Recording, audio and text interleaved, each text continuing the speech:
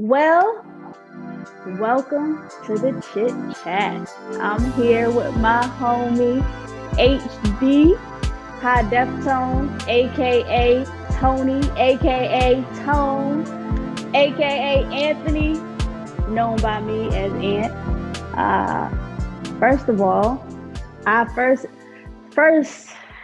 met this brother as a part of a young adult ministry. I just happened to stumble across. It was nothing but God. And we've been rocking ever since, man. This is my guy. I love supporting him and all that he does and his ministry, his music, and his message. And so first things first, tell us, tell us about yourself. So, um, yeah, first, thanks for that introduction, man. That was, giving me the feels already.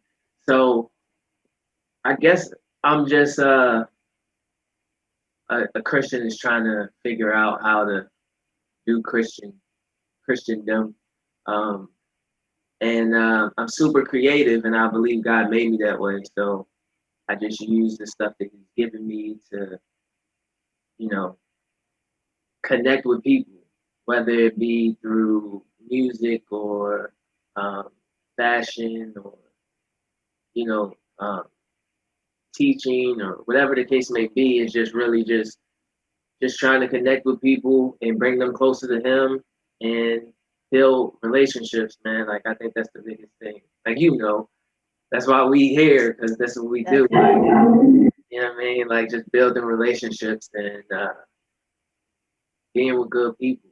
You know. Okay, okay. Now you did mention it, and I was gonna circle back around to it. You wear many hats. I saw a promo on YouTube. You like performance artist, producer, designer, teacher, educator.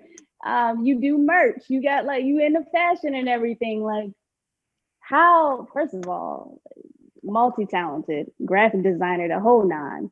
We rocking some merch right now. You got on the hat, I got on the hoodie, as y'all can tell. We're gonna get into what base is shortly.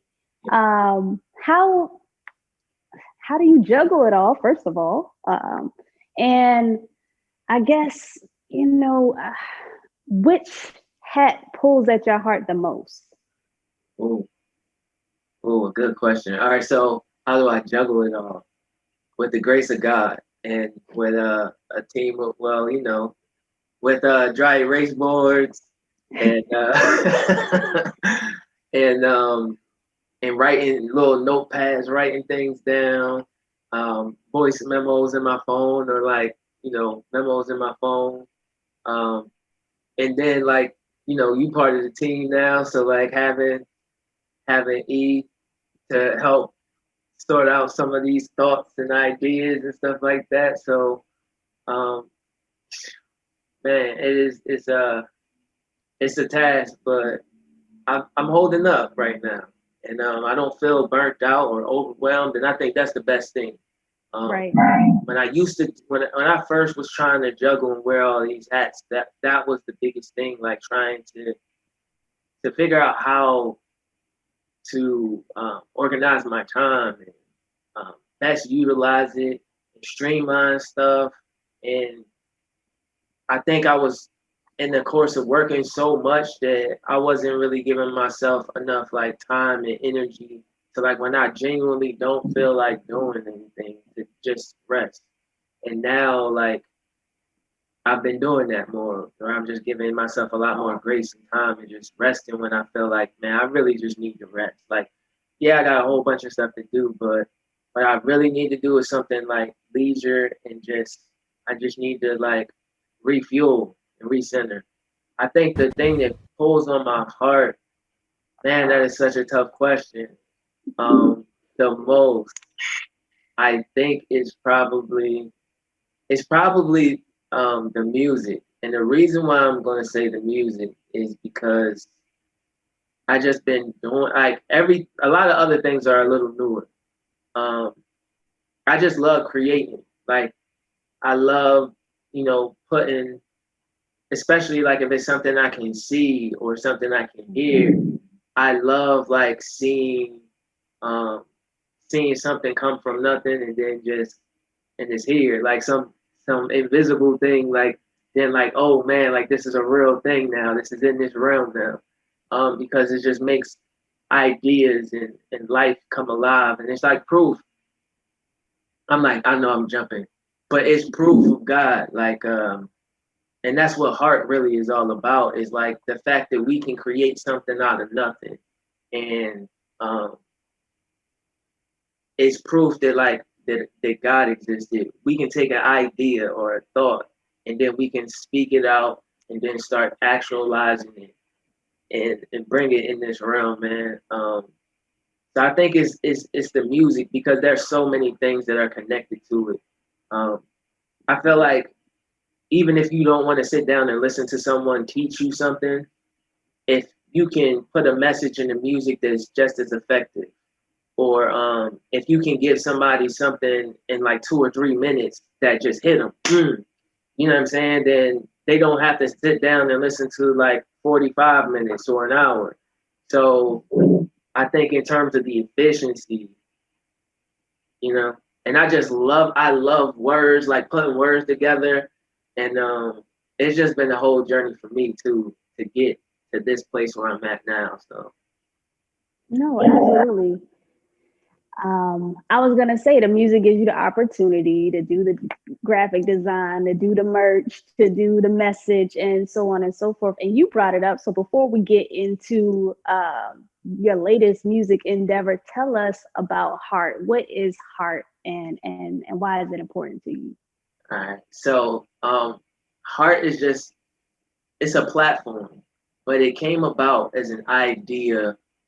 At first, I thought it was just clothing, because when God first started giving me the idea of Heart, it just seemed like it was clothing and just an idea to put messages out so that people could, kind of, so it could resonate. And, something as simple as we think about Nike and we think about, just do it. It's a really simple message, but how effective is it? Like as a creative or as an entrepreneur or as like somebody that's trying to create a life goal, like it's just simple, boom, just do it. And just I thought that's what Heart was going to be initially, but I waited, like I waited and let God just. I mean, I probably waited like 3 years, maybe longer than that, but and just let it brew.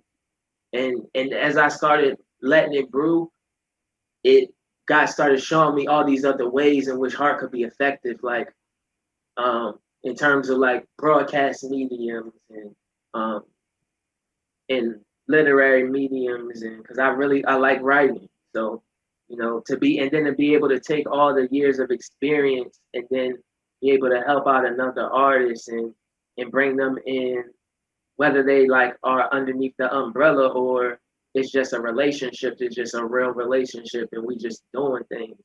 Like to me, it doesn't really matter.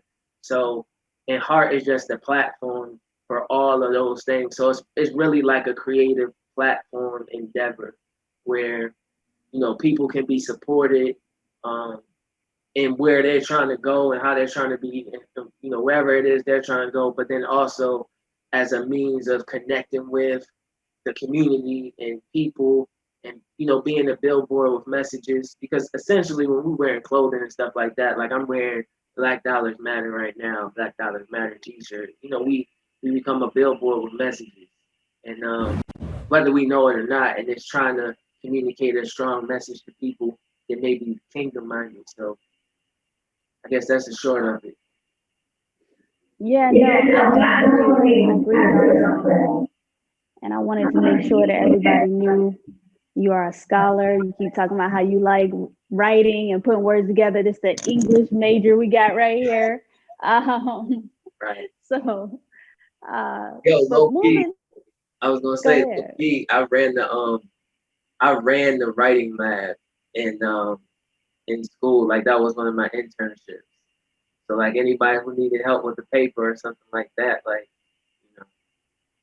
So That's I'm not just it's different when I'm trying to put words and stuff together. I'm trying to when it's on paper.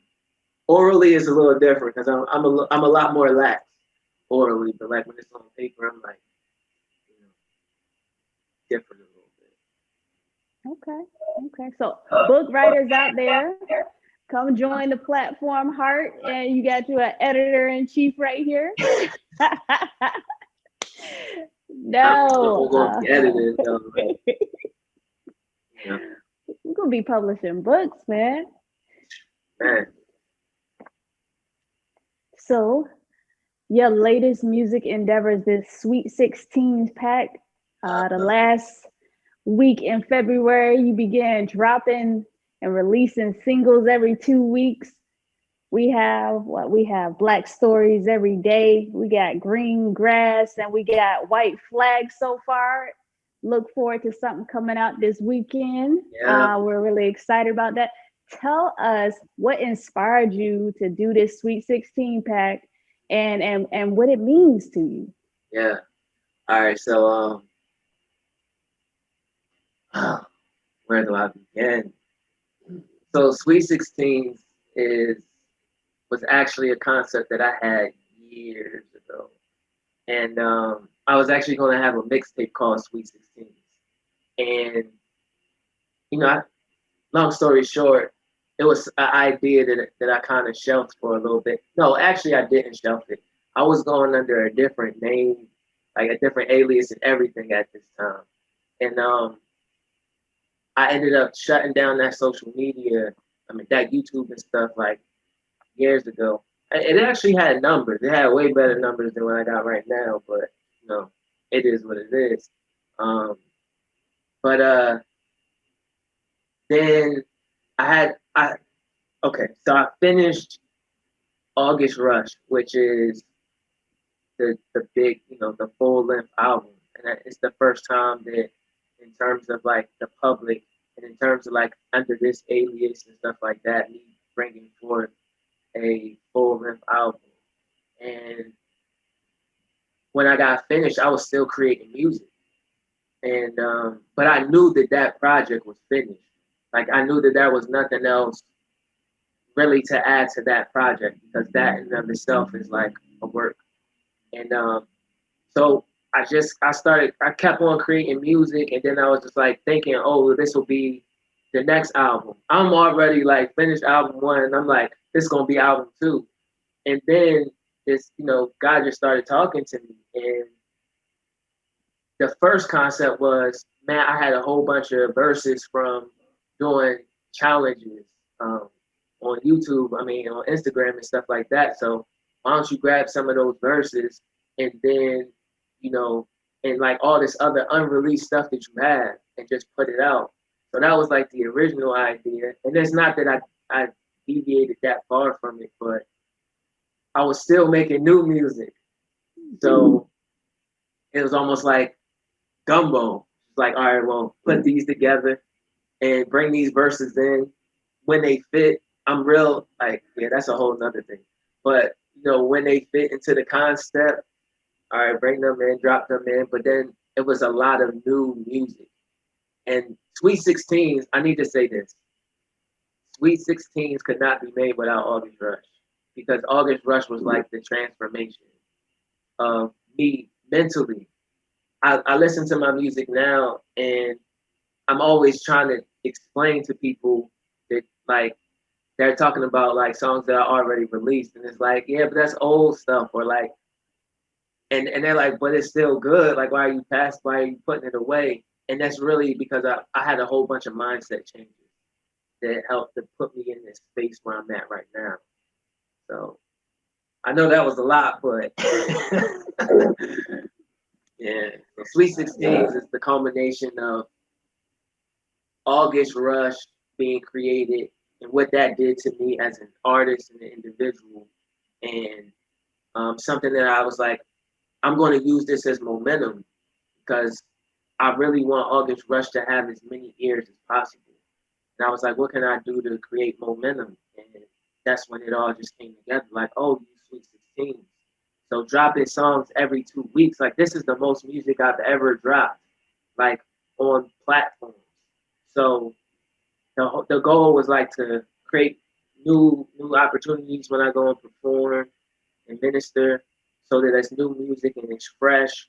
So people are like, they can kind of get excited. That was the goal, to get people excited. Like, yo, every 2 weeks, and then it's like, if the music is good and they feel it, then it's like almost you waiting on it. Like, yo, HD get ready to drop in 2 weeks, bro. Like, or that Sunday he gonna drop. Let me see what that thing working with. So all of that. You know what I mean? Yeah, you definitely are creating some momentum. I know. I look forward to the music dropping every couple of weeks. The songs so far have very distinct and different vibes. Let's get into a little bit. First of all, bass, Black Stories Every Day, is that nostalgia feeling? Is that take you back to like the 90s when you growing up in the sweet spot for millennials? Tell us about that song. So bass is actually one of the last songs that was made for Sweet 16, which is kind of dope with it being the first one. Um, so, it's February, and I was like, I initially wanted to start dropping for Sweet 16 way earlier. And I kind of got backed up because I was taking some breaks. And then I was also like trying to handle some things personally. Um, and I'm realizing, like, man, like all of February is gone. And if I should drop anything, I should drop something that kind of culminates a feeling of like, blackness. So I'm, going through, I don't know if I can't even remember if I already had the beat or what. But as soon as I heard it, the feeling that the beat gave me, it's produced by HiDefTone, by the way. Um, the feeling that the beat gave me was like all the things that I'm talking about on the hook. It just feels like Big Mama's house, like her kitchen, like, you know what I mean? It gives you that kind of rich vibe. So the I knew I wanted to tell a story. I didn't know exactly how it was going to come out, and that wasn't the first draft of it. Like what y'all hear isn't the first draft. Um, I was actually writing, and I was like, all right, and it felt forced. And as soon as I'm writing something and it begins to feel forced, I stop, and I just be like, yeah, whatever, it ain't here, and I'll just go and do whatever else. And I think it was maybe like a day or maybe even longer than that later.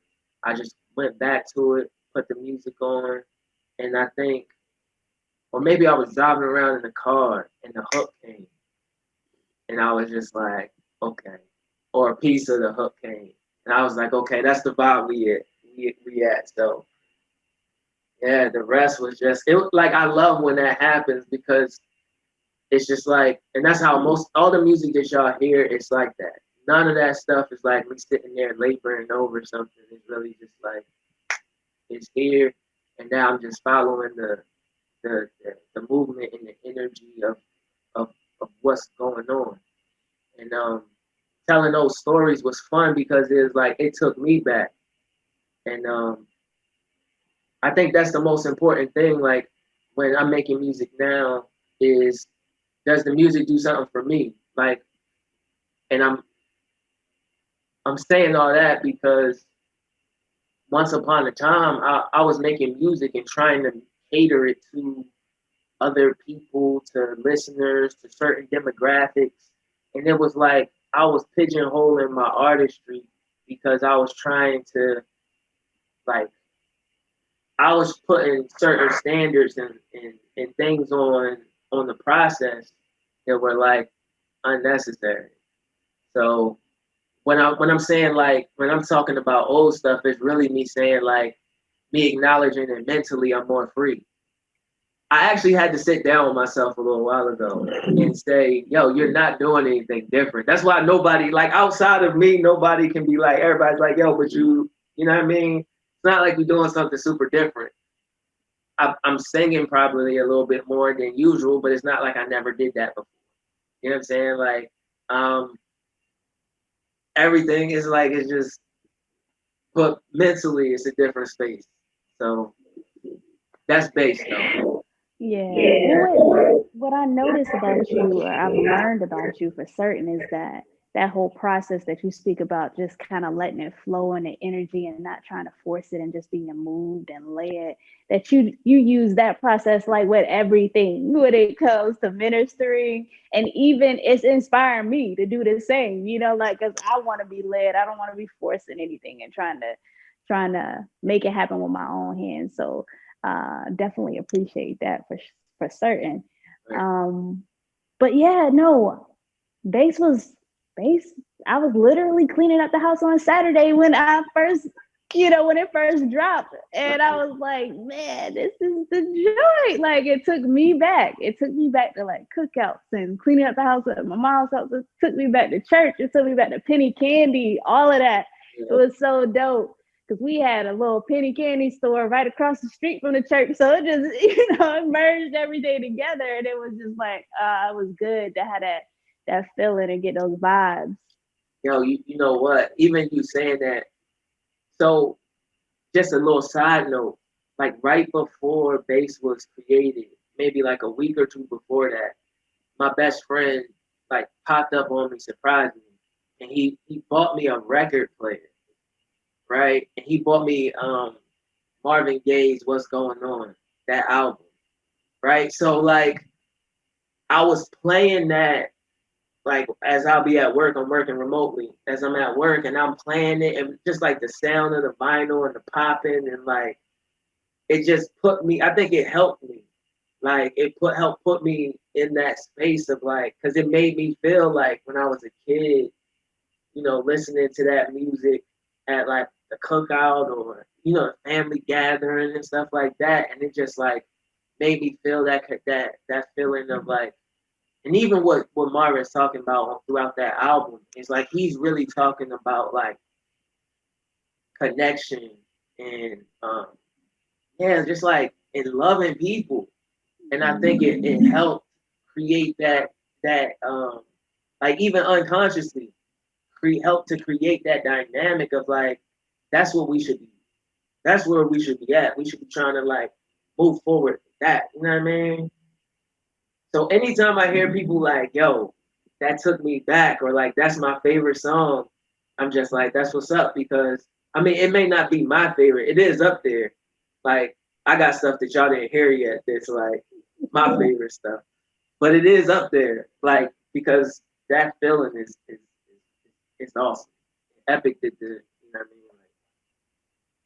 Like, Well, let's talk about green grass. First of all, it ties in like what I feel like are like three of the top millennial concerns, period, when we talk about the comparison game and we talk about, searching for love and we talk about purpose and aspirations. Tell me what went into creating that song. so um I'm super introspective. And so I'm all and sometimes I treat emotional things from like a very observant view. So because of that, like I think I'm able to use that in the art a little bit. So for instance, me trying to convey this I like me starting off wedding dresses and bouquets. You know what I mean? And then and painting the picture of like this is the wedding ceremony and this is all the stuff that we love, and how like even not thinking about it, but like a prom is like almost the it's like the offspring of the marriage. You know what I'm saying? Like it's like, especially what the way they doing it now, like they having whole prom proposals, like you know what I mean? Like Yeah. it's almost like the real, like a real baby. Let's get married. You know what I'm saying? Yeah. So and all of that, you think about it like the dress code is similar. You know what I mean? It's formal fashion, and how we're like chasing after this feeling of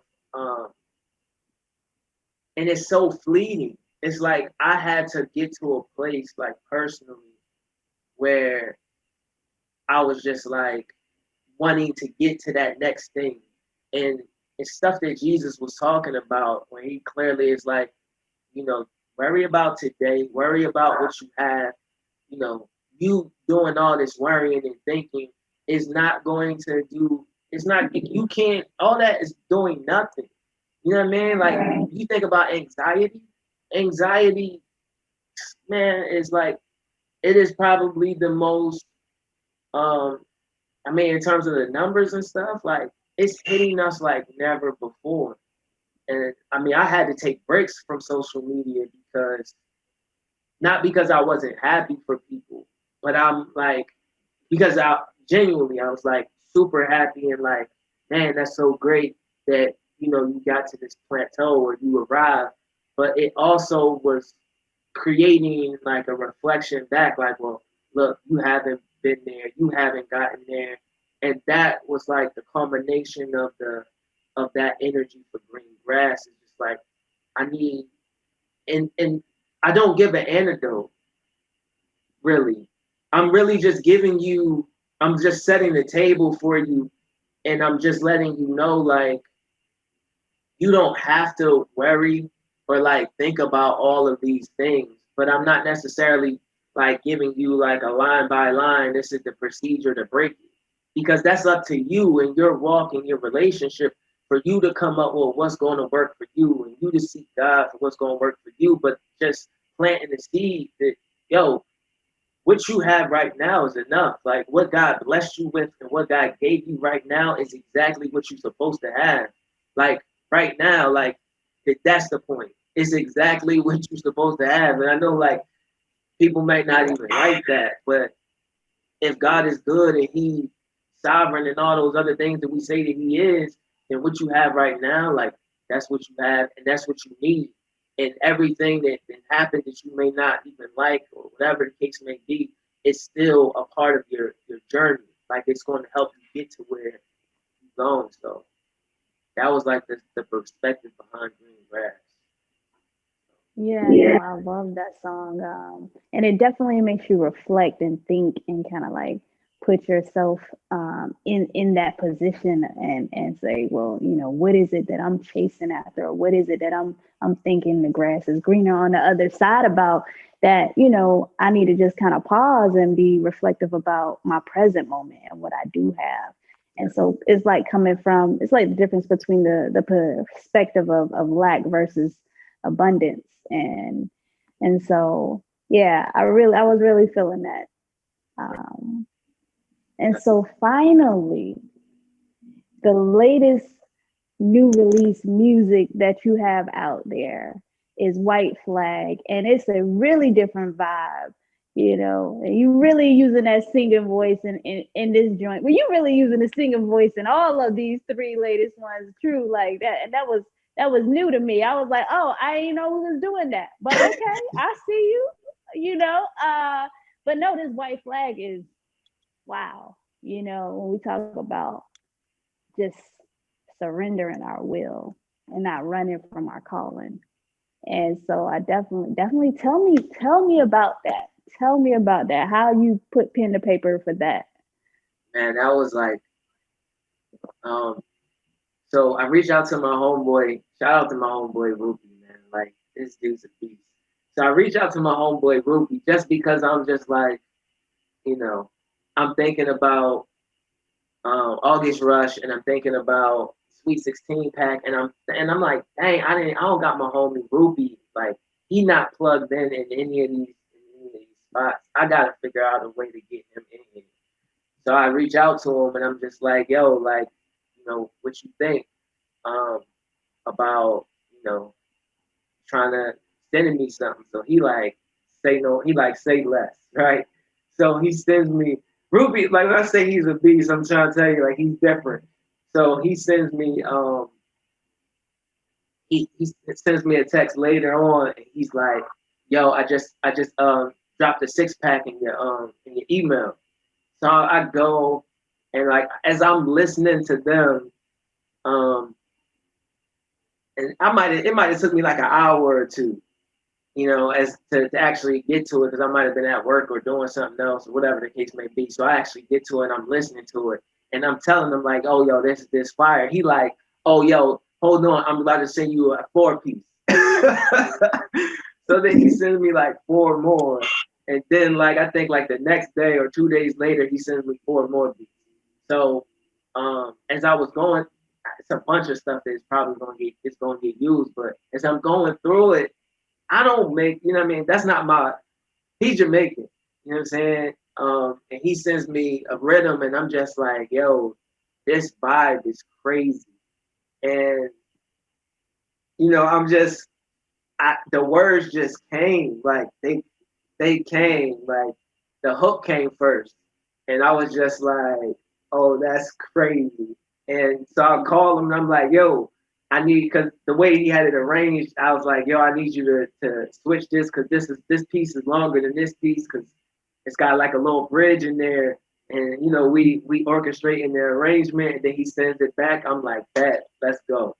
And so I was like, I wrote everything and I was just like, yo, because it is like it is a rhythm, I'ma send it to you because you gotta approve this. You know what I'm saying? Like you gotta put the stamp on it like this fire. So before anybody else here, and I had some other, people from I got a lot of like West Indian connects, so it was some people I was just like, yo, listen to this. Let me know if this really is a vibe.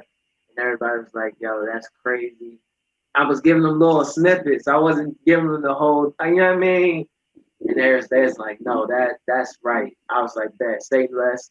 So then White Flag came out.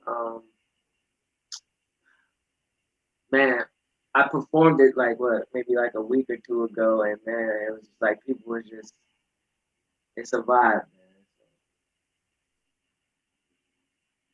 It definitely is a vibe, man. It definitely is. And I saw your performance. You was up there swaying a little bit. You had to, had some dance moves. I didn't even know you had it in you, bro. Yeah. No, but let's do a little rapid fire, man. I'm gonna just spit some questions at you, and you just whatever pops into your head. Cool. Let's just go with it. Right. I'm ready. Red or blue? Blue. Black or white? Huh? Black or white? Black. More or less? More. Big or small? Big. Today or tomorrow? Today. Today. I like that. I like that. What's your favorite color, man? What's your favorite color? I think, it varies. To be honest, just like at one point in time, I think it was yellow. At another point in time, it was blue. It was red at one point. Now it's just like whatever, um, whatever works. So I don't know if I have one like at this very moment, but You are very masterful in how you use colors with all your designs and graphics and all of that. So I thought that was something to ask. Who's one of your favorite artists to listen to? I think I'm a situational listener. So if I'm creating, what I try to do is not listen to nothing or anything that's anything like what I'm doing. I'm super impressionable. Like I'll listen to something and I won't even know that I'm using it like as an influence or as a resource. And so I'm a little bit more careful about that now. Oh man, who am I just?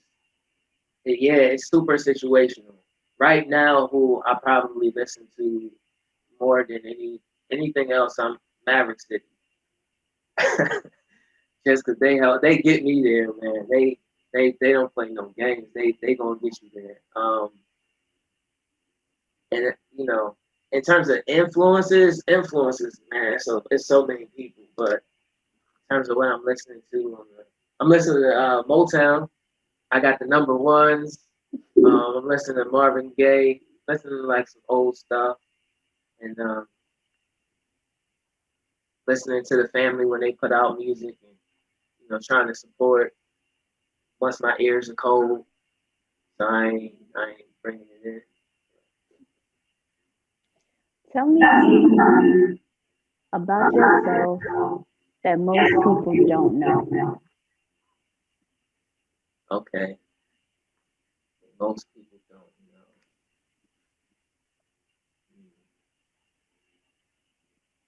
That could be a lot of stuff, but I'm gonna go with something easy. Um, I don't think a lot of people know. I think when a lot of people see me, they see somebody that's like super confident, um, that kind of knows what he's doing. And the reality is, I don't. The reality is, I don't know what I'm doing, and I'm convinced of it. Like I'm totally convinced I don't know what I'm doing, and it's not even from a bad place. It's not from like a. I think at one point in time, it was definitely from a bad place. It was like, yo, I don't know what I'm doing, and I felt like um, I was like, we had a whole series on imposter syndrome, and like that was really like, I think after that series, it was like really helping me, or like in the midst of it, was really helping me to like move from that place. And I'm not saying I'm totally, what I'm saying, but yeah, just that I think people think that I'm not afraid, or um, that I'm not that I may not worry, and I think that's why I'm trying to make the music that I'm making, is to kind of tell a story. Like, no, like I'm I am just as fragile, if not even more. Like every 2 weeks, I'm literally like putting out my baby. Like I'm putting out one of my babies and saying to the world, like, what you getting ready to do with my baby? You know what I'm saying? And at the same time, I gotta be okay, like with me giving my baby out to the world, and them doing whatever they want to do with it. Like they could love it, but love it for totally different reasons that I love it. You know what I'm saying? But like once I put that out there to the world so that they can experience it, it's like I'm totally hands off at that point. It don't belong to me no more. So that stuff is scary. It's scary. But it's also empowering and freeing because I get a chance to like. It's almost a little bit of me releasing too. Of me releasing like a piece of me so that you know I can have a legacy. I can leave something behind. Yeah, no, definitely. I think most of us out here don't know what we're doing. Regardless of what it is we doing. I think we all just making the best of what we got from day to day, and especially in uh this new normal. COVID hit like out of nowhere and forced us all to pause and stop. The world stopped as we know it. What has quarantine and telework and COVID been like for you, and how has it impacted your process with music? Oh my God. So I experienced what some people call a perfect storm. And it happened, it didn't happen immediately after COVID, but I think having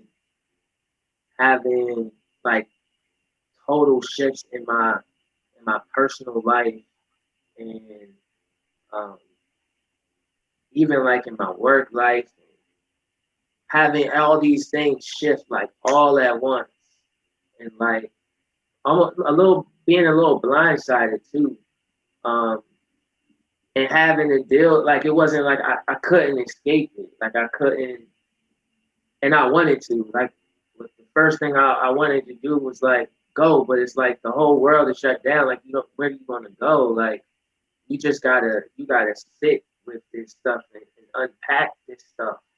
And what that did for me was, I think I might have had a month of just like, man, I was in, I mean, and it was longer than a month, really. I was going in and out of states of depression. Um, I was like going through it, and music was kind of helping me. It was like kind of like a therapy for me to look at what, ooh, man, this is loaded. For me to like see, to hear God in the midst of like, man, nothing in front of me looks like this. Like nothing in front of me looks like what you didn't talk to me about.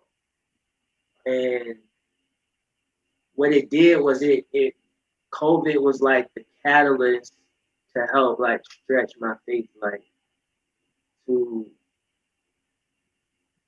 to levels I didn't know that it could get to. And I think that's what's giving me more confidence is seeing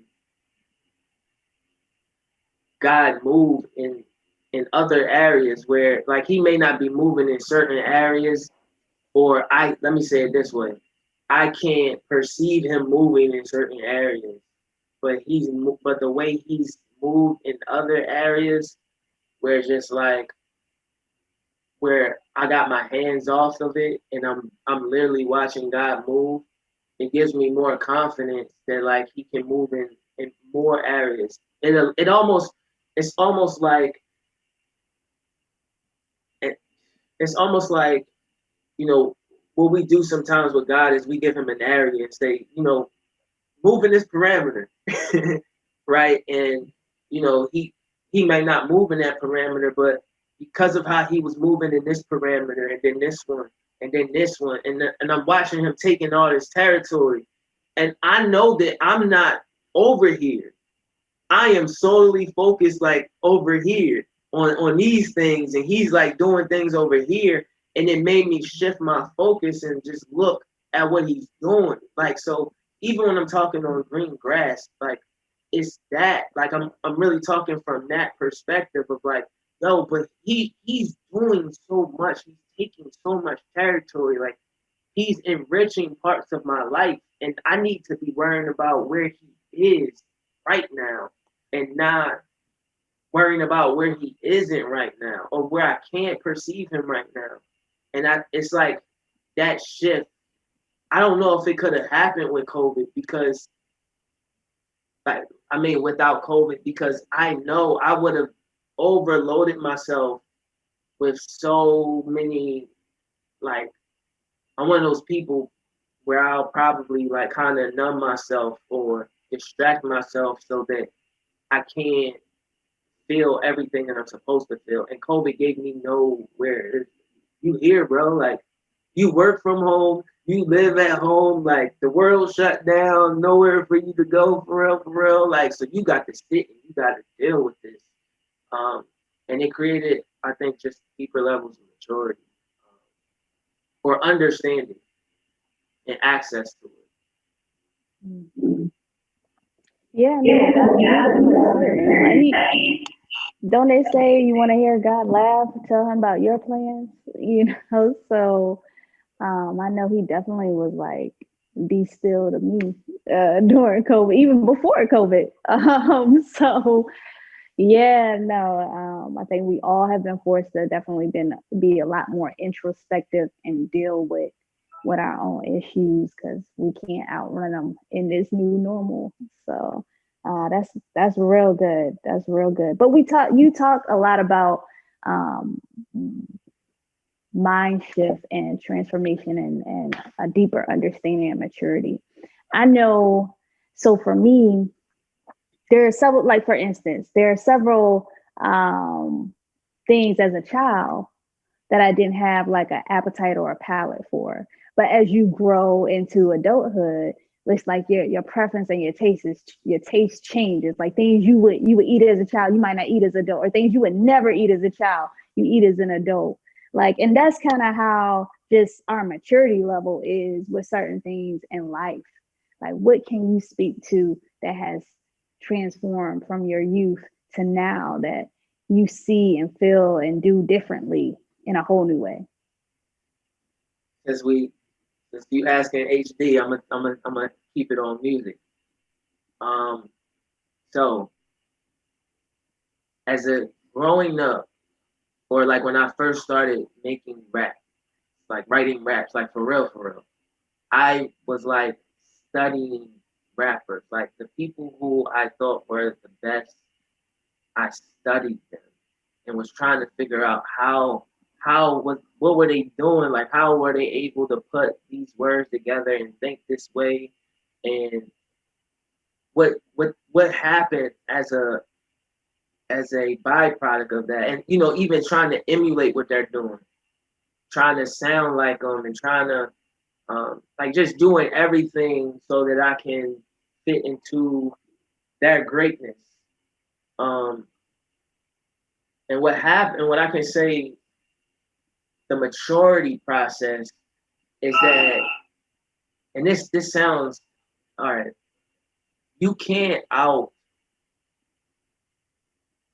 whatever that person is. You're never going to be able to outdo. Like you're not going to be able to out. Like let's say it this way, you're not going to be able to out Steph Curry. Steph Curry. Like it's not going to happen because he's Steph Curry. Like you're not going to be able to out Michael Jordan and Michael Jordan, right? Rest in peace to Kobe Bean, right? What I hear people talking about, like when I hear people like when they doing their top tens and top fives and stuff like that, and Kobe not in there, I'm looking at him like, yo, are you crazy? Like, how is he not there? But their thinking behind it is he was so much like Michael that you know we can't put him in here because Michael's already here. Or like I'm just looking at him like, yo, what? He the GOAT. Mike's the GOAT. Like he the GOAT. Like he the GOAT. So if he the GOAT and this dude was the closest thing we've ever seen to the GOAT, how is he? What are you talking about?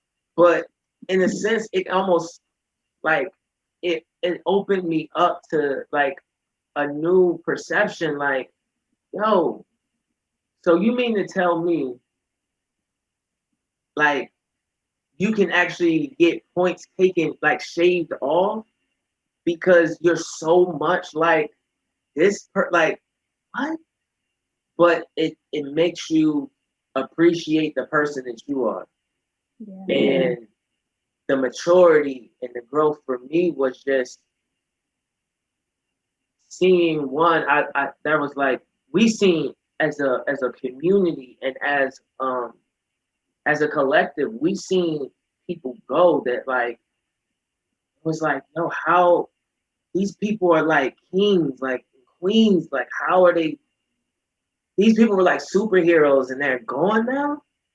And even personally, like seeing people who you're connected to, people in your family, like being, and I seen how fragile life was, and all of those things together, like all of those different pieces, brought me to a place where it's like, yo, all you have is like right now, this moment, this second, like that's all you have. Like time is not promised to you. We just lost DMX. It's like, yo, and that it was just like another reminder, like, yo, time is not promised to you. Like, you don't know when you're gonna go. Like, you gotta make sure that you like balling out. Like, you gotta make sure that when you go, like, I don't want to have nothing left. Like, where people like, where I'm like in the grave and there's still promises and dreams and aspirations that I didn't get out. Like, not because I didn't get them out. You know what I'm saying? Like, I don't want that to be the story. So that's been like the biggest mind shift. Like I used to make excuses for why, or I don't have enough of this, I don't have enough people, I don't have whatever. Like, and you always are looking from this place of lack, and it's just like, but what do you have? You got a voice, like you got music, you got this, you got okay, you don't have 30 people like so and so has that can do all these moving pieces for you, but you know how to do all those things. So until those pieces come and fall into place, like you just got to do it. Because at the end of the day, that's on you. Like you got to build the thing so that people can know, like, oh, that's what we doing. You can't expect people to come in to like your vision and take over like your vision. Like you gotta actually birth it out so that people can see it, and then they'll come and they'll add pieces to it. You know what I mean? But I think sometimes we're so worried about what we don't have. Like that's been like the biggest thing for me is just like, all right, what do you have? What is God giving? Like he's giving me so many things, man, for me not to do something. It's just like it's almost crazy. Like when I think about it now. So Yeah. Whew. Yeah, no, that's a lot. But I do want to get into like some heavy stuff because and just we like COVID, yeah, I mean like heavier. We definitely been heavy, but heavier. nah, Just like COVID hit us out of nowhere. Also like the world erupted after George Floyd. right, And we are right now in the middle with the world watching of the Minnesota versus Chauvin case where he's being charged with third-degree murder, second-degree murder, and second-degree manslaughter. And everyone is looking at this like and criticizing with a fine-tooth comb to find out like, is he really going to be convicted? What's going to happen? And then what is going to be the reaction? But when this first broke early last year, it led to a summer full of revolution, of social justice movements. And I guess my question for you is, how did it impact you as a man and as an artist? But also, how did you join the movement? What did you do to voice your opinion on the matter? And what do you see as a way forward? man, good question. So I think for me, I had to constantly like do check-ins because I had to first really deal with the gravity of what was happening. And there was times, I mean, it was times when I really just wanted to like lash out, say a bunch of things, but I also had to like think about what is it that people need to hear in these moments. So we were in the middle of, for Thurston Thursdays, we were in the middle of a series called The Reboot. And I remember God gave me this message, and it was just talking about like what real Christianity looks like. And I mean, it was just super heavy. I remember being really nervous um, about the message because there's like a separation sometimes between like church and politics, and but we've been seeing is more of a fusion of that. Like we've been seeing more of a marriage of that, and it's not always like a good thing or a bad thing. But I think the people of God should be talking about what's happening socially because that's what Jesus is all about. So with that being said, it made me want to get more active and figure out what I could do to change things. So even like bass was an opportunity to like change things. That's what I'm talking about on the end where I'm just like use your platform because we want I even I did a piece for the collective, and there's a spoken word piece called "Do Black Lives Matter?" Or do Black Lives Still Matter? And it was pretty much trying to let us know, like, if this is a trend, and you're doing this because it's a trend and it looks cool and it's popping on social media and it's the thing to do, then you really shouldn't be doing this because this should be something that you are constantly trying to embody so that people can really be changed and transformed and be helped. So it was really me. When I'm talking to us, in terms of like people of color. When I'm talking to us, I'm always talking about what can we do. I'm not talking about what can somebody else do for us, because I just don't believe that that's the way. I don't believe that someone else coming in. We see the product of other people coming into our neighborhoods, um, other people coming into our school. Like we see the product of that, and it's not. It, if we were doing it from our perspective and telling our stories and creating our culture and uplifting everyone around us, I can't I can't see how that's not going to be more beneficial than someone else coming in to save you again, quote unquote.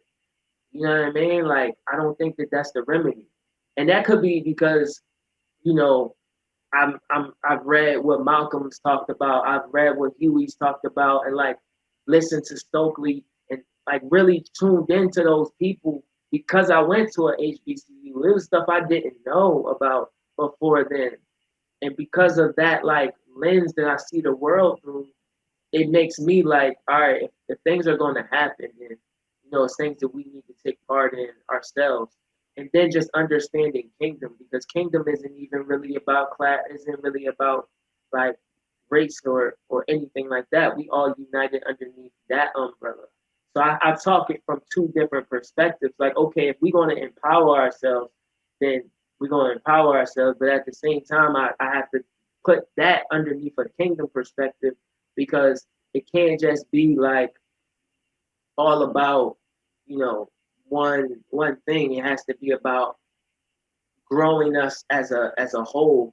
So I'll use that platform to talk and have conversations with people who aren't people of color, so that they can like.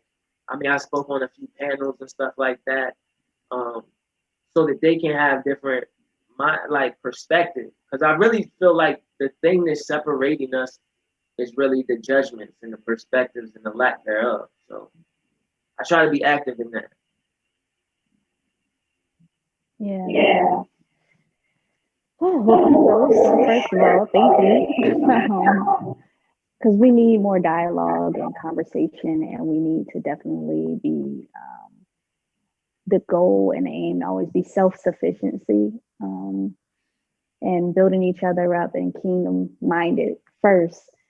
Um, no, I was just saying, kind of on the same wavelength of what we were just talking about as relates to some of the resolutions or the remedies to this social in relation to this social justice movement. You introduced me to this book that I am so happy you introduced me to, All About Love, Bell Hooks. Um, I'm just like maybe 30 to 50 pages into the book, so I have very so much more to unpack. But at the very beginning, she talks about some of the resolution to our problems, to the world's problem, is love. Yeah. And a not just our play and basic definition of love, but she unpacks a new definition first exposed in the book, A Road Less Traveled. And I'm going to just read the definition from the book. She says, I spent years searching for a meaningful definition of the word love and was deeply relieved when I found one in psychiatrist M. Scott Peck's classic self-help book, The Road Less Traveled, first published in 1978. Echoing the work of Erich Fromm, he defines love as the will to extend oneself for the purpose of nurturing one's own or another's spiritual growth. Explaining further that he continues, love is as love does. Love is an act of will, namely both an intention and an action.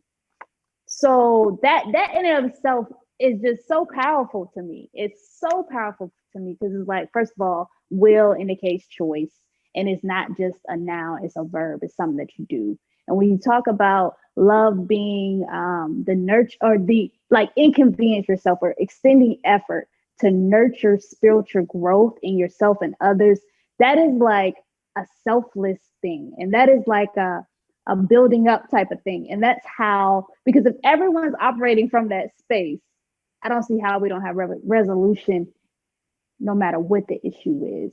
And so I just want to kind of get your take and like, what do you feel about her work, what she's saying there? And also I feel like, and I want to hear your perspective, that is also,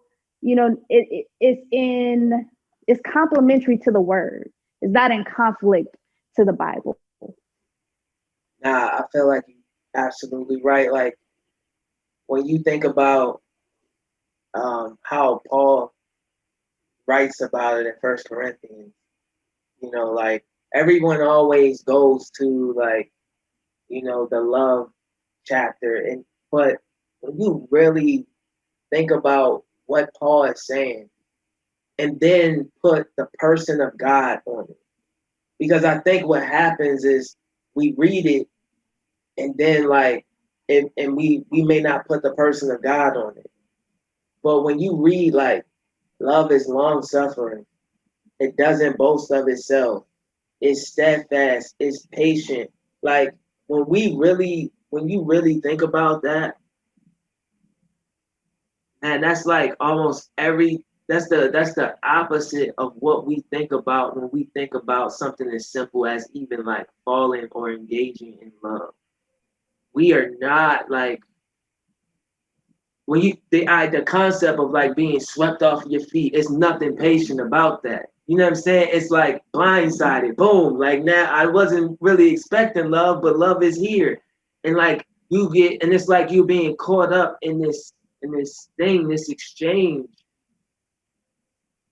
But that's not necessarily the binding factor. The binding factor is still all those things. Like think of like a willful, what is it say, a willful like act to to nurture somebody else's growth and to nurture your own, or not even just like, because if it's then it's still like, still you in it.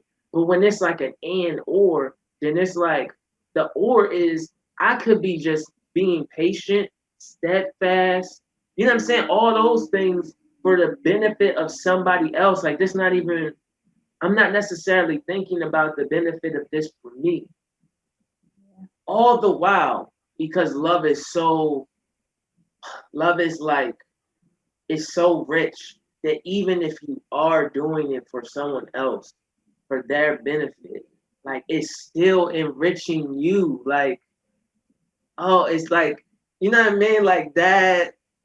So like that's why I love that. I love that book because at the time when I first read that book, I did not like my perspective of love was very juvenile.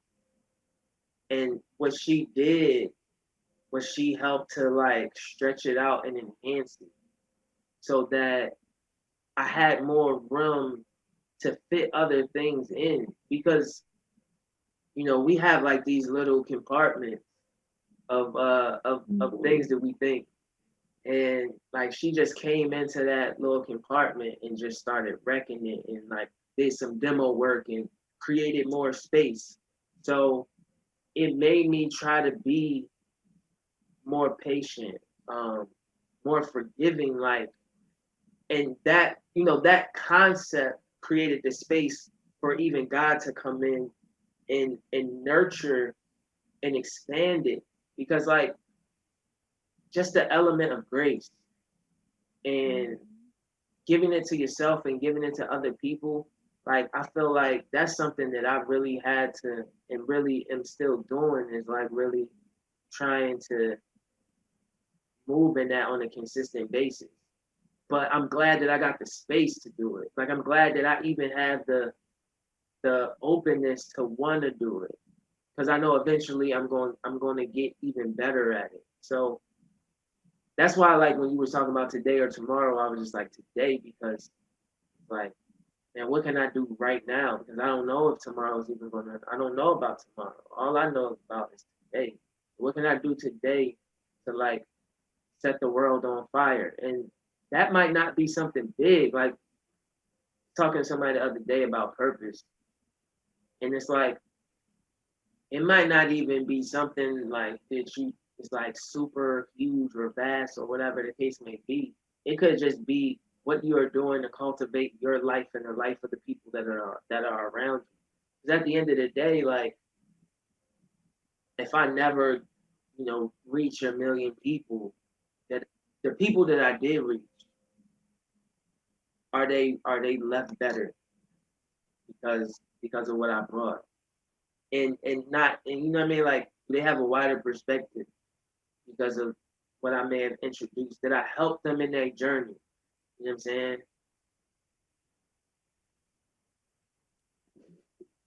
Well, you definitely are helping me in my journey. Just know that for sure. If no one else, you helping me, bro. I appreciate it so much.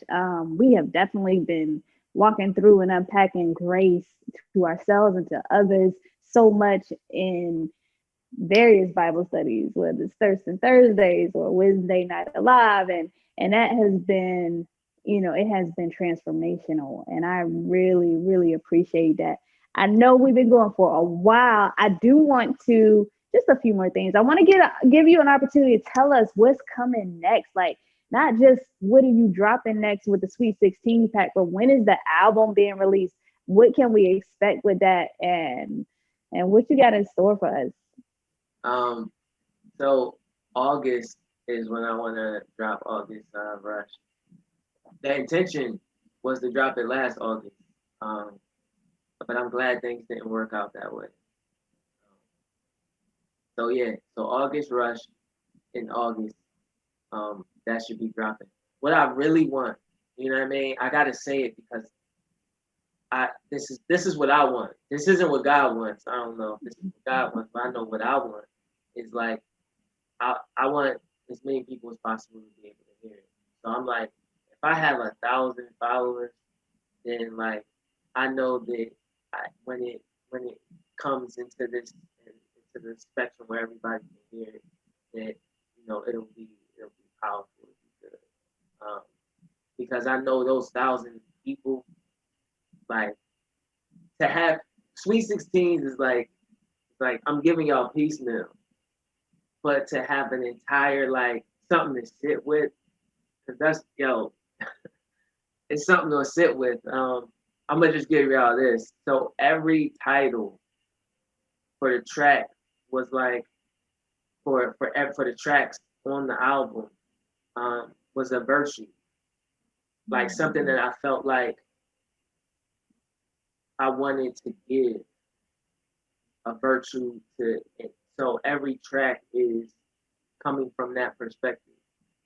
So it was like I had to literally like mine through music to find the music that provided that feeling.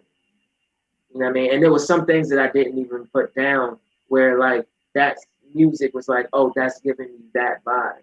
Um, so that part. So the next Sweet 16 drop, I'm still like, mind you, it got to drop tomorrow. Um, I'm leaning towards like I'm torn between two songs because I know if I go, I can kind of stay where I am, or I can like move a little bit, move the needle a little bit the other way, and so I'm just kind of like trying to listen to God and see, all right, what one makes sense, and it's a lot more music for y'all. Like literally, I have enough to get us to um, to August, and I think after August Rush, I think I'm gonna do something special with Sweet 16, so that you know I don't want to talk about it too much because I don't have it all together, but I want to do something special with that because I didn't realize how much I I really love these songs. You know what I mean? And I think it's decent that people love these songs because it gives me even more like confidence that people are gonna love August Rush because I can't say it enough. Like you can't this version of HD, you don't get it without August Rush. Like you don't get it. Like you don't get me being this real, because that's really what it is. Like I don't think I was as transparent in terms of like just saying the stuff. But August Rush was literally like therapy. So because it was like therapeutic, I said that, you know, it's like virtues that I'm giving, but it's like it was virtues that I had to give to me. Like I made it so that it could help me. You know what I'm saying? Like, Yeah. so I'm almost like the case study. So it's like I know it works because I can see the fruit of it like now. You know what I mean? So even to make a song like White Flag or like Green Grass, I don't think I would have been able to make that song prior to August Rush. But after August Rush, it's like that's the norm. You know, that's what I'm trying to say. Like it created a new norm. So what I'm leaning towards, let me just tell y'all what I'm leaning towards. I am leaning towards a song called Cannot Cave. And the reason why I'm leaning towards that song for tomorrow is because the message, I feel like it's more in line with the messages that everyone's hearing, like right now, in terms of like what Sweet 16s is building towards. Um, and it also feels good. The weather's starting to change a little bit, and like I think that's what helped me put out White Flag so soon, because the weather is like it's actually creating that, like the sun's out, we got longer light throughout the day, and it's creating that energy of like people wanting to be outside. So even if you aren't outside, the music is light enough where it still makes you feel, because I feel like we need that. Like we need things that help us to feel lighter, because there's so much stuff that's like weighing us down, and you know, so many things that we don't want to have to be a reality, but it is. So yeah. Well, that is awesome. I am excited I can't wait till August Rush come out. First of all, that sounds like that's gonna be fire. Like fire.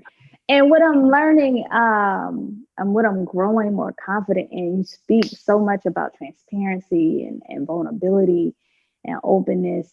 And, you know, us as human beings, we shy away from that.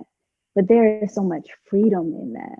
There's so much freedom in that. And I'm coming into that understanding of the freedom and peace that comes along with being open and transparent and just the honesty and the vulnerability and sharing that amongst community. It is, man, it's changing my life. It is.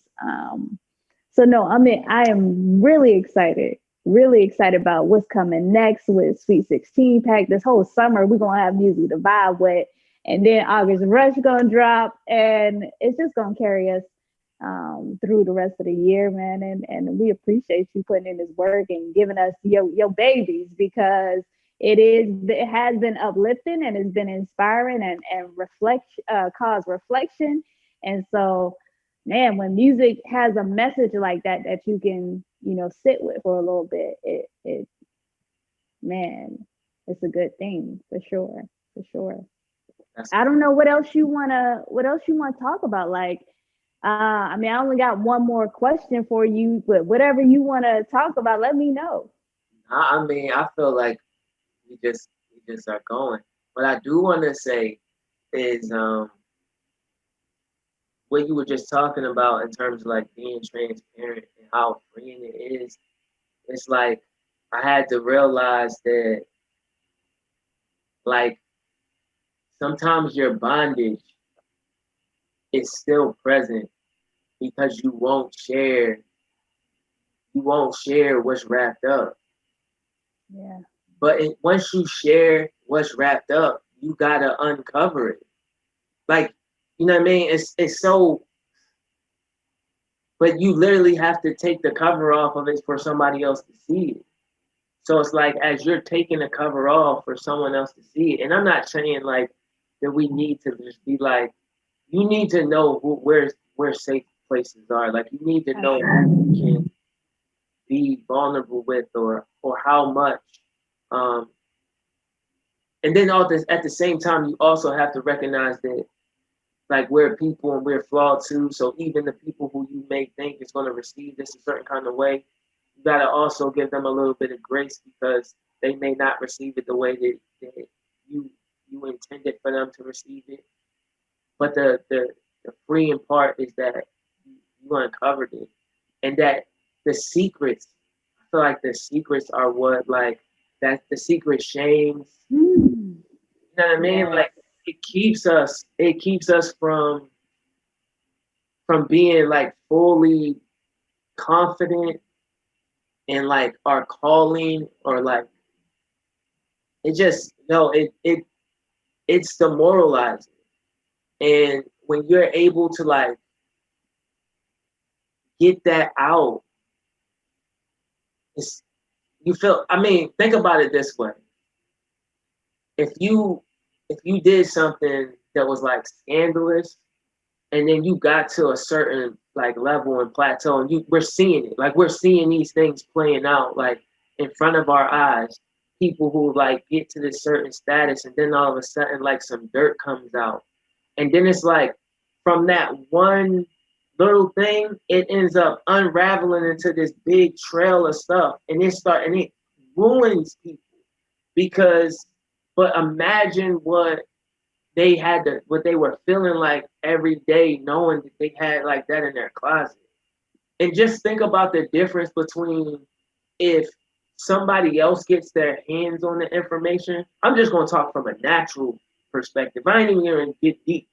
But if somebody naturally gets their hands on that information and they don't have any kind of relationship with you, and they, your interests are not theirs, then that's what like pretty much destroys the house. But imagine if you gave that information, you volunteered that information.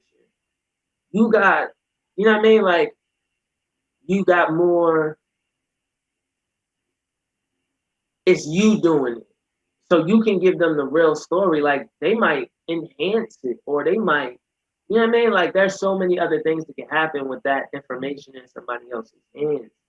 So like us being able to control, or and I don't even want to use the word control, but like even if that's like the kind of person that you are, where you gotta have your hands on everything, and it's like you can still take that concept and present it. Like now spiritually, you know, the enemy's the accuser of the brethren, but he gotta accuse you of something. So if I'm not given, if there's nothing to like to accuse me of, then I'm like you unemployed. That's your job title, bro. Like, so if you don't have nothing to accuse me of, then you unemployed. So I'm defeating you by actually being transparent, by being forthcoming. Because I've had more people like say stuff to me after me sharing something that was like, man, I don't know how people are going to take this.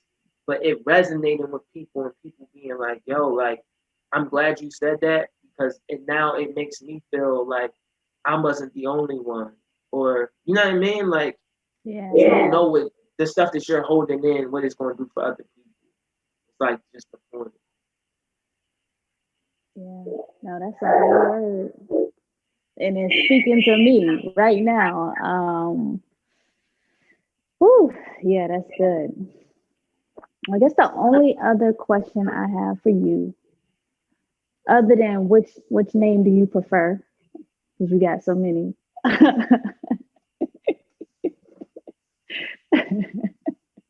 I mean, I think it depends, man. Like, it depends on the environment. So, you know, I think from a very, like, generally, it's probably in. Um, but like in my household, I'm in my mom, I'm with my mom and my siblings from my mom's, side, then it's Tony. Like everybody calls me Tony. Um, cousins, all that.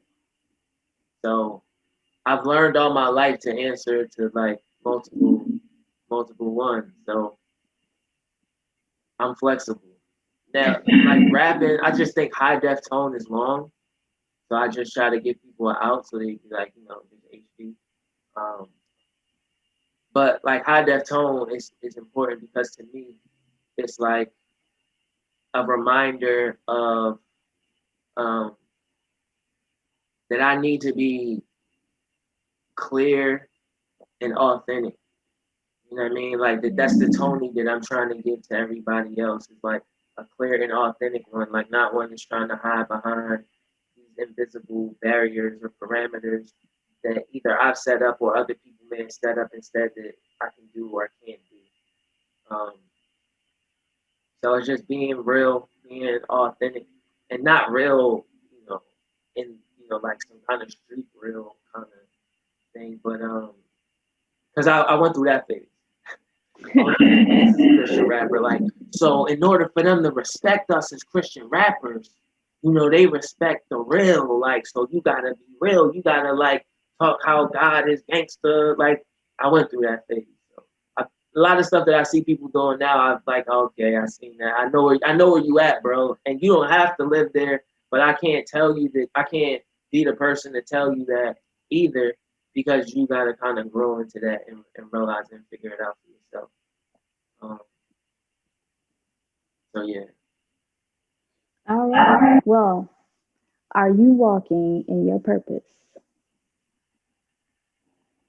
good question. I'm gonna answer it like this. Um,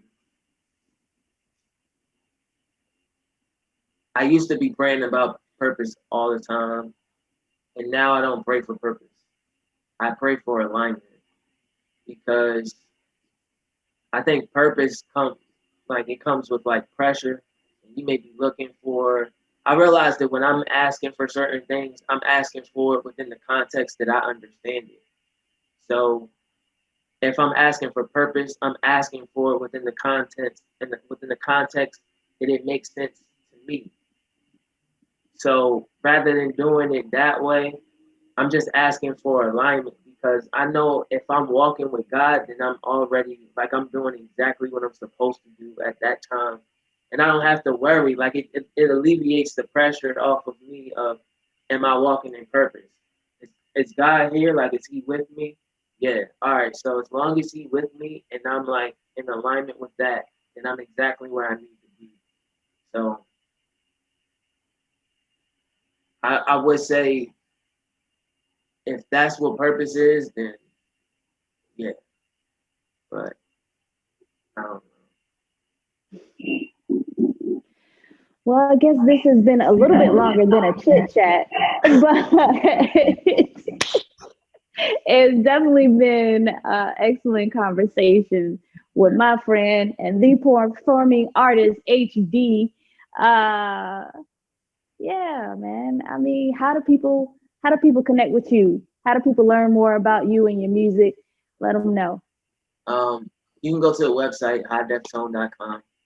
Um, YouTube, you can just look up HiDefTone.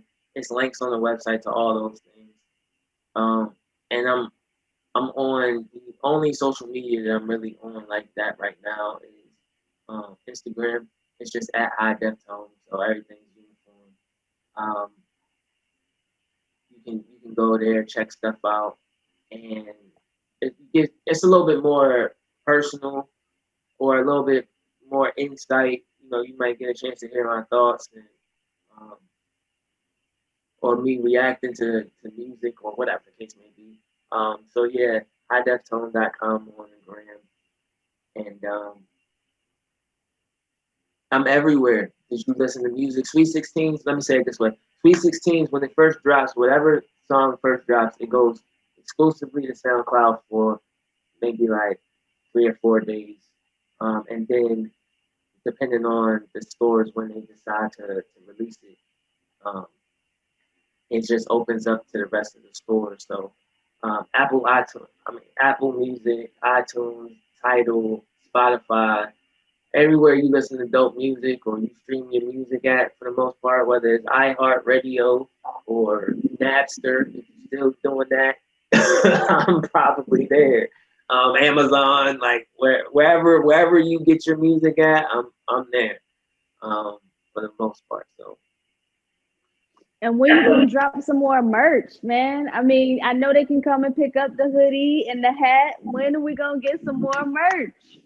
So more merch is coming. I got some new stuff that hopefully I can get um out to y'all. I mean, I don't want to make, you know what I'm saying? By the time y'all see this, hopefully it's going to be out. That's what I'm going to say. By the time y'all see this video, hopefully it's going to be out already. So, you know what I'm saying? All night, all day. I mean, And you can just go to the website to get access to the merch and just to donate or support or any kind of way. And I encourage anybody to definitely do this if you want to support an awesome ministry and messenger of God's word and just vessel that's uplifting the kingdom. So yes, I encourage you to support this brother, one of my favorite people. Let's get it. Let's get it. yo, I'm like so excited about just this. Um, and being able to do it with you because I don't feel like I was doing the interview. I feel like I was just talking with my homie. So, Yeah. and I just appreciate you taking the time to, you know what I mean, to do this, to make this happen, and for just all the support, all the love. You know what I'm saying? Like, I just appreciate it. So, I like to give people Man, their this was flowers when they're cool. here, man. So, I appreciate it, man. This was cool. This was fun for me. This was exciting. You see, I did my whole little you know what I'm saying? background. I got my Obama, my Yes, Michelle, and go. got my got my little basketball hoop. Listen, I don't know You if know you what I can mean? see this. I see it. This is my guy, you know. You know what I mean? This is my guy. But yeah, I look, turn a little area in the apartment to a whole little studio, man. I was like, we getting. Yeah, I had my sister help me set up. I'll tell you, I've been geeked all day. I yeah. got notes. I got so many notes. Let's go. Yes. Ooh, Yeah, this was fun. I just thought of something. So, um, all night, all day, right? It's something that I say on every track. And the reason why I say it is it's another like reminder to me of like being real under whatever circumstance. But it's also became like so that was the initial thing. Actually, yo, I'm not even gonna hold you. When I first said it, I don't even know if I really thought about it. It was something that just came out naturally. I did this. I was doing a challenge on Instagram, and I said it like to open up the song. I was like, all night, all day, all day, all night, all day, all night, all day, or something like that. And I just liked the way it sounds. But then I started doing it like it started becoming a thing. So then, make a long story short, it was like becoming like a mantra. But then it started being like a reminder also, like not only did I need to be like authentic and real all the time and not afraid, but it started reminding me like, yo, but God is good, like all day, all night. All day. You know what I'm saying? So it was like, you know what I mean? It's like a 2 for 1, you know what I mean? So Yes. Yeah, I like that. yo, bonus. That's bonus. I ain't even going we don't even gotta put this in the thing. But I was we was doing a performance and there's a song from August Rush that one of my homeboys is on. So and he was there and like we were he was talking about it. He was like, yo, we got this thing, like it's G14 classified, like nobody heard it. He's like, you know what I mean? Like he was like, man, like if it was out, man, we did that, it would be crazy. So then like I just was like, yo, like, let's do it. And like I'm saying all that to say like I start off the song with the all day, all night. And like, you know what I mean? Like I noticed that other people, like they jump on the song, like other people like are saying it. And it's like, one of they things. Like it's not just my thing. It's like what I was talking about earlier, like just giving your baby out and like it's not just my thing no more. It's like other people's thing. Gwen said it the other day. She was like texting something to me, and she was like,